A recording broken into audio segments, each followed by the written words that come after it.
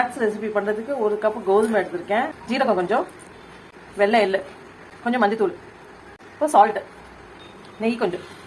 இப்போ எல்லா மாவும் பசஞ்சிக்கலாம். மிக்சரில் வந்து உருளைக்கிழங்கு, கேரட், பீட்ரூட் போட்டு மசிச்சு வச்சுருக்கேன். இப்போ இது கூட வெங்காயம், மல்லி, இப்போ இதில் மல்லித்தூள், மிளகாத்தூள், கரம் மசாலா, உப்பு, இப்போ எப்படியே பசஞ்சிக்கலாம்.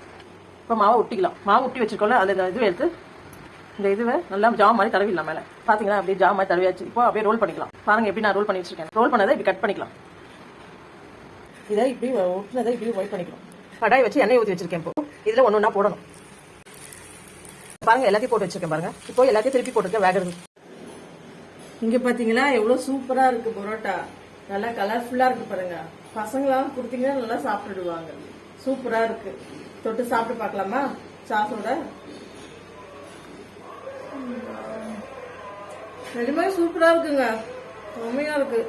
செஞ்சு பார்த்துட்டு கமெண்ட்ல எனக்கு இது பண்ணுங்க.